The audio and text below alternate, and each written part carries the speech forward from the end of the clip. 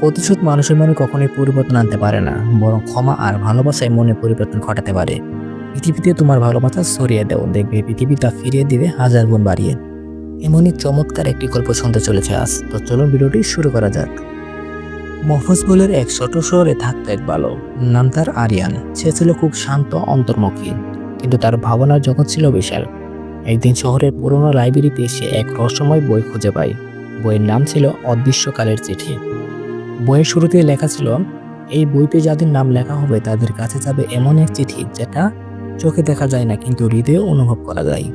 কোনো কিছু না ভেবে সে নিজের স্কুলের বন্ধুদের নাম সেখানে লিখে ফেলল, যারা তাকে উপহাস করত, যাদের আচরণে সে আঘাত পেত।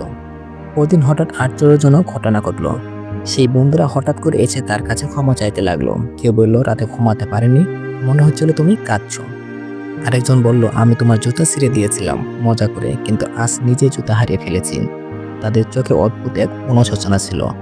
আরিয়ান বুঝতে পারল অদৃশ্যকালের চিঠি সত্যি কাজ করেছে, কিন্তু সে তখনই থেমে গেল। প্রতিশোধ তার ইচ্ছা ছিল না, বরং সে ভাবলো এবার সে এমন মানুষের নাম লিখবে যারা ভালো কিছু পাওয়ার যোগ্য। সে আবার নাম লিখতে লাগলো। প্রথমে ছিল স্কুলের দারোয়ান, যে বর্ষায় ছেলে মেয়েদের ছাতা ধরত।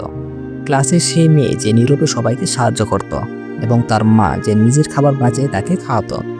দিন কয়েকের মধ্যেই সেই মানুষের জীবনেও পরিবর্তন আসতে লাগলো। দারোয়ান পেল পুরস্কার, মেয়েটা পেল বৃত্তি, তার মা পেল এক নতুন চাকরির প্রস্তাব। তখন আরিয়ান এক নতুন সত্য উপলব্ধি করল, ক্ষমা প্রতিশোধের চেয়েও শক্তিশালী। ভালোবাসা ছড়িয়ে দিলে পৃথিবী নিজেই ঠিক করে নেয় কে কতটা পাওয়ার যোগ্য। সেই বই সে রেখে দিল লাইব্রেরির সবচেয়ে গোপন এক তাকের মধ্যে, একটি চিরকুট রেখে, যেখানে লেখা ছিল, যদি কেউ শুধু প্রতিশোধ নয় ভালোবাসা দিতে চাও তবেই খুলে দেখো।